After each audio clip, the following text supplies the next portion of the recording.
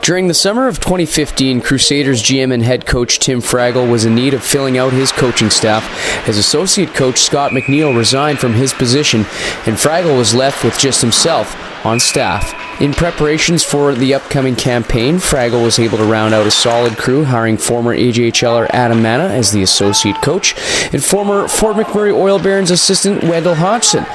As well, the addition that included former pro hockey player Shawn Belle to run the defensive core. It's been a great year of coaching. My first kind of decision when I was thinking of what to do after hockey, this summer was a tough time because my knees weren't doing very well and I was starting to lean towards retirement. So I called Tim Fraggle up right away because we had a relationship from the Vimy days about 10 years ago. And he was very open to the idea of me coming here, and I felt there was a great opportunity to kind of get my feet wet in the coaching, and I think the year's gone fantastic for me. It's a different, you have to change your mindset on how you think. As a player, you think one way, and as a coach, you have to think the complete opposite. So I think that for me was the biggest adjustment, but the coaching staff, the ownership has been pretty good working with me, and it's been a great opportunity. The 30th overall pick by the St. Louis Blues in the 2004 NHL entry draft spent time with 4 National Hockey League organizations, appearing in 20 NHL games and 362 in the American Hockey League with 5 different teams, before closing out his career in Europe due to lingering knee issues, with stints in the German and Swedish elite leagues from 2011 to 2015. The well-skating and point-producing blue liner does admit it's been a bit of a change going from player to coach and has learned a few new things on the position. Positionally, there's so much more detail, and when you watch a video, you notice so many more things.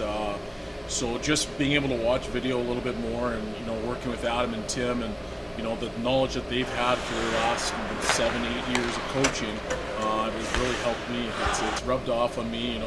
Adam and Tim are they're a little bit more hard-ass style, if you will. Belle took over a defensive core that saw 6 returning players from the 2014-15 season, and a group that this year has seen Chris McKay earn a scholarship to the Rochester Institute of Technology, and Ben Soa have a career year in terms of points that included 12 goals from the back end with Belle at the helm. It's been great working with the guys. They're all eager to learn. They all want to try to get to that next level.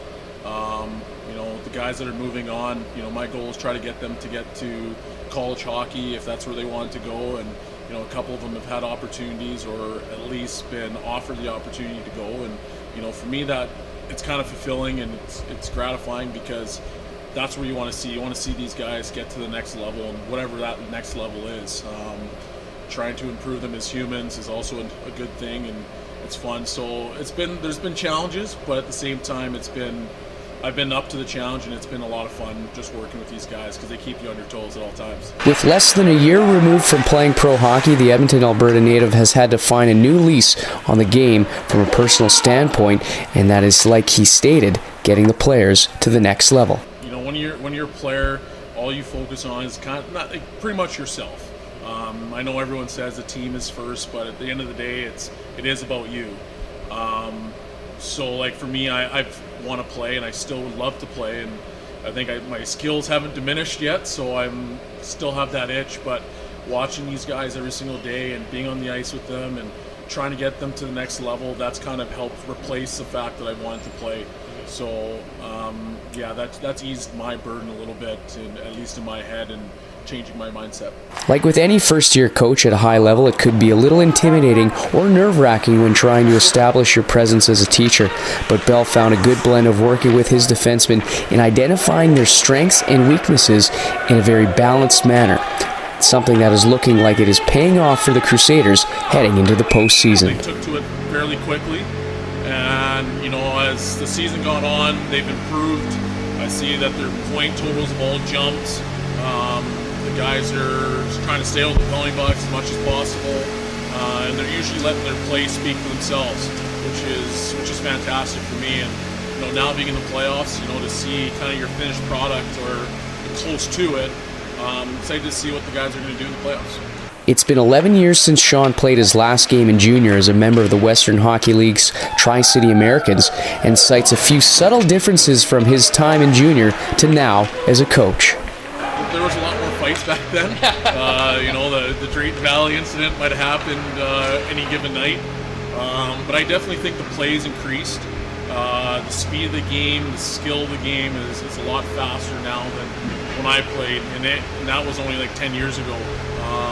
So just the overall excitement for the game, the brand itself it's an improved product. So it's a good time to play hockey. It's a good time to play junior hockey, and these kids, they always give it their all. So you can't, whenever you show up at a game, you're never disappointed. The American star also saw big-time action on the international stage with Canada, appearing in 2 World Junior Championships, and has seen plenty of action in the world of professional hockey.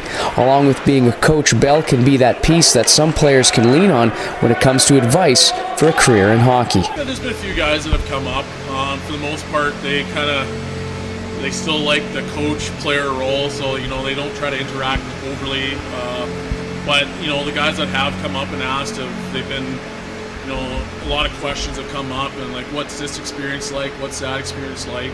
And to pass it along and just to share experiences has been it's been pretty fun, because you start to recollect on all the things that have happened across your career, and there's been some exciting moments, there's been some down moments. So if you can warn them ahead of time and maybe do this as opposed to this, I think they're going to be further ahead. On Thursday, March 10th, Belle will get his first taste of the AJHL playoffs and what a series against the Bonnyville Pontiacs will entail, as the first-year coach feels his team has what it takes to go for a deep run. I think our group just needs to play our style of hockey. When we play our style of hockey and we come ready to play, we're very, very hard to beat. We can wear down teams, and I think over the course of the season, you're kind of seeing that we're a big physical team, and after the second or third period, if we're still in the game, it's we're taking over the game usually.